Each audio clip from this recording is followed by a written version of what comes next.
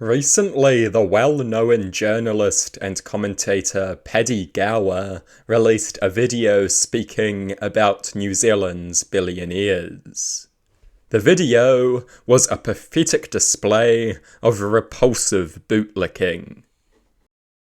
How good are billionaires? So good. In my opinion, New Zealand just needs more of them. Hear me out here. I want more mega-rich Kiwis.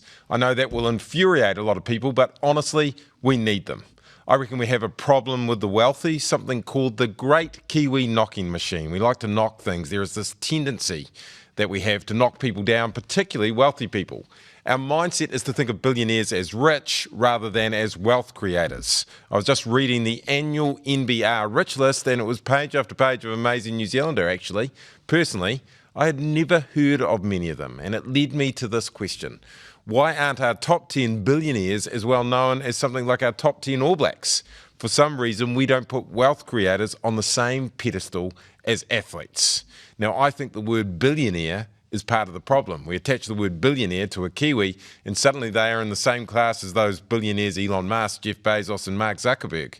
But the reality is that our Kiwi billionaires are nowhere near as wealthy as these tech bros, and another truth bomb is that our billionaires do not try and meddle with our society like Musk, Bezos, and Zuckerberg.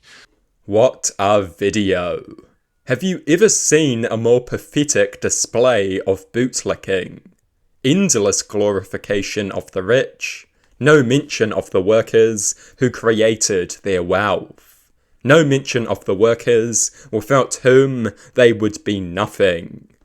And he claims our billionaires are different to the American billionaires because they don't interfere in elections. Last election, they spent millions empowering their preferred parties. One rich individual donated $500,000 to National in a single donation.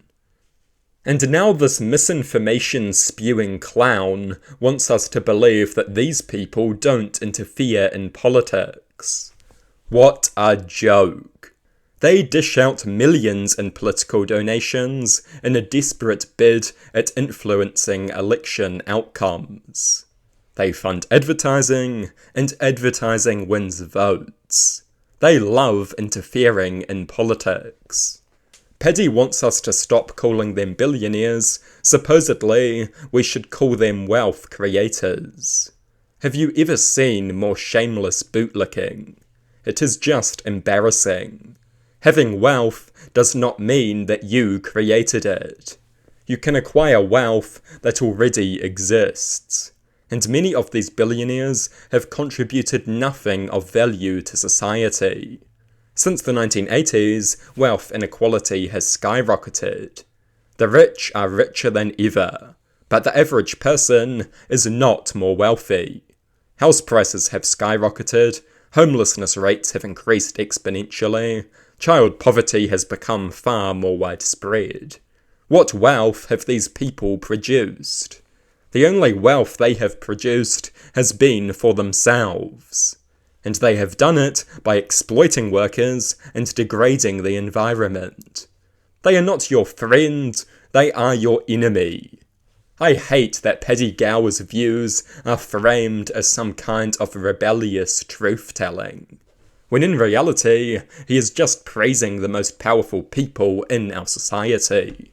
Wow, how brave! You have nice things to say about the upper class. It is just pathetic. It is shameful. He demands that we attempt to attract more billionaires. The only way to really do this is by becoming a tax haven. That means facilitating the threat of wealth flight and allowing billionaires to hold the world hostage. No thank you, we will not participate in that cancerous dynamic. Homelessness has increased, and the billionaires are building helipads in their backyards. We should be angry about that. Past a certain point, wealth inequality becomes totally grotesque. It means some individuals have far more power than others because money is power. It inevitably undermines both freedom and democracy. It is the enemy of the most basic liberal values. If Paddy Gower applied just a drop of rationality, he would come to this realization immediately. It is time to stop licking the boot.